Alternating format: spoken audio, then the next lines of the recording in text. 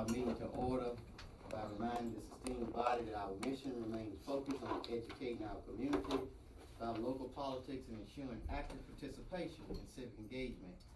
We aim to relay vital information back to our networks, including churches and organizations, to foster and inform constituency. First, let me give honor to God, who is the head of my life. Thank him for his grace, his mercy, and his continued guidance. I'm grateful for each of you who have chosen to spend your evening investing in our community. Every time we gather, we are making a declaration that our future is worth fighting for. Earlier this year in February, we came together to celebrate and honor many of the trailblazers of Franklin County. Men and women whose courage, sacrifice, and steadfast leadership helped pave the way for generations that followed. The African American Caucus is especially proud that several of those honorees continue to serve in leadership throughout this community. Their wisdom reminds us that progress is never accidental. It is built upon the shoulders of faithful servants who refuse to quit. Following that celebration, our caucus began a series of discussions centered on African American leadership, networking, and empowerment. Those conversations are not ending, they are only beginning. Tonight we continue that journey by focusing on perhaps the greatest source of empowerment our people have ever possessed, and that's education. History teaches us that ignorance has always been a weapon used against oppressed people. During slavery, our ancestors were forbidden to read, not because literacy was dangerous to them, but because knowledge was dangerous to oppression. That was by design. Consider Plessy versus Ferguson, which legalized the doctrine of separate but equal and institutionalized segregated schools for decades. Then came Brown versus Board of Education, which reminded this nation that separate educational facilities are inherently unequal.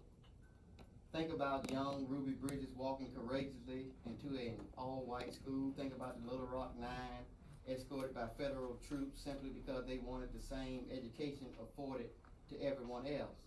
Think about the Franklin County residents that had to go through the same thing during that time. Every chapter of that story reminds us of one truth. Whenever our people sought education, someone tried to stand in the way. Yet every generation also reminds us that faith, perseverance, and knowledge always outlast fear. That is why this caucus believes education must remain at the center of our mission. Some believe organizations like ours should simply gather, tell everyone which Democrat to support or which African American candidate to vote for, and then adjourn until election season.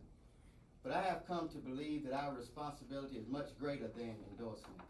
Our first responsibility is to ensure our community is informed, educated, and equipped to make wise decisions for itself. An educated community cannot easily be manipulated.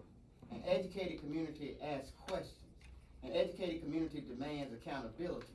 An educated community understands both its history and its future.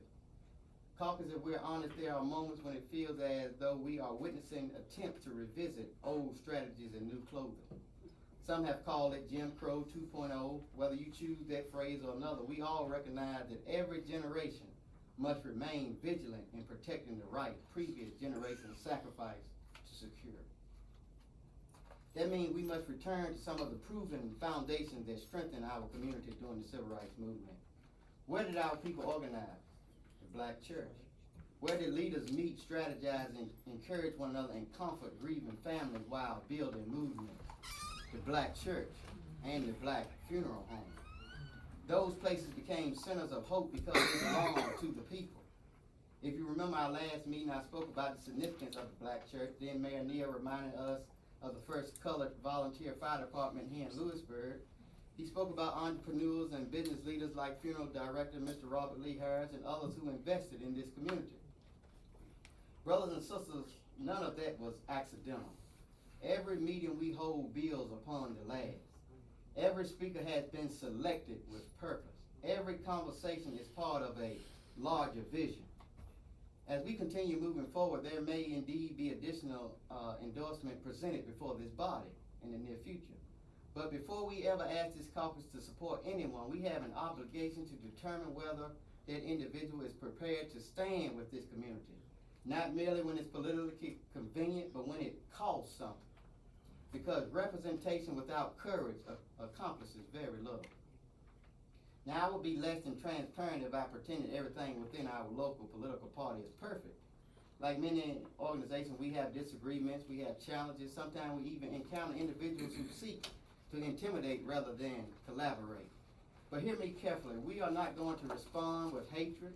We're not going to respond with bitterness. We're going to respond with wisdom. During the Civil Rights Movement, our ancestors didn't simply march. They prepared.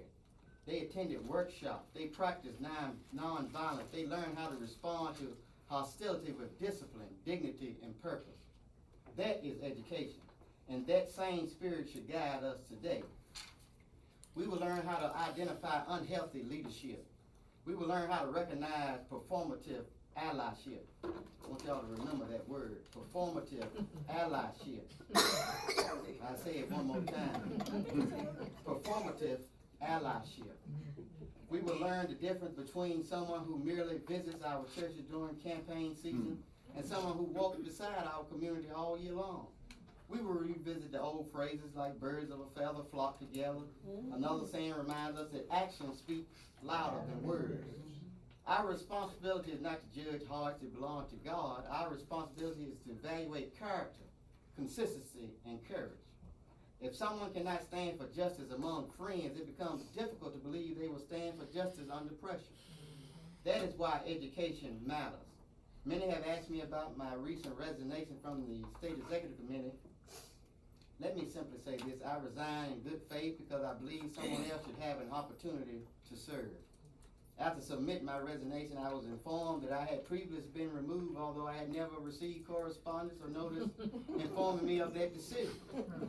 I have been transparent about the fact that I missed the SEC meeting because it occurred on the same day as my campaign kickoff. I also acknowledged that I did not send a proxy because those I trusted to represent me were helping make that kickoff successful. Some have asked why I didn't simply change the date. The answer is simple. When you're building a grassroots campaign, you often work around the schedules of volunteers, churches, families, and community members willing to sacrifice their time to help. Sometimes you must choose the opportunity God places before you. Whether history records that I resigned or that I had already been removed changes very little about my purpose.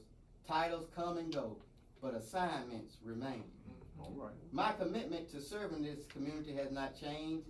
Our commitment to educating our people has not changed. Our commitment to advocating for justice has not changed. And our commitment to standing together has certainly not changed. People sometimes ask me, Irvin, why do you continue speaking up? Why do you get into what Congressman John Lewis called good trouble? Why do you challenge the status quo? Why take on the ruthless boss hogs? I'm glad you asked. The answer is found in the words of Dr. Martin Luther King Jr. Darkness cannot drive out darkness. Only light can do that. If we don't bring things to the light, we will remain in political darkness. So criticism doesn't discourage me. Distractions don't define me because Romans 8:28 reminds us, and we know that all things work together for good to them that love God, to them who are the called according to his purpose. Caucus, I believe our assignment is greater than politics. Our assignment is to educate. Our assignment is to empower. Our assignment is to prepare the next generation. Because when our people know our history, understand our rights, strengthen our faith, and walk together in unity, there is no force powerful enough to stop what God has ordained. And don't get me wrong, I appreciate all the calls and words of encouragement. But don't worry about me. I know what I signed up for. I know who I'm working for, and I know who will see me through. Oftentimes I find consolation in the words I heard Ralph Abernathy quote in a speech. I don't know what the future may hold, but I know who holds the future. With the help of God, in spite of the giants of the status quo, in spite of the warmongers, if we lock arms and arms together, hands in hand, and unite our hearts, with his help we can possess respect in our party. See, I can let you know I started in Jesus, and I'm going through. Many are they that started in the race, but with the light they refused to keep pace.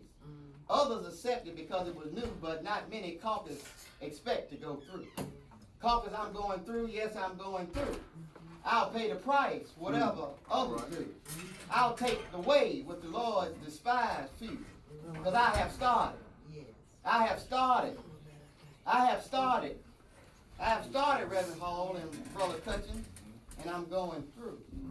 So I thank you all for listening to my opening statements, and at this time, I'm going to ask Dr. Roseby to come forward and open us up with prayer. Amen. Amen. Amen.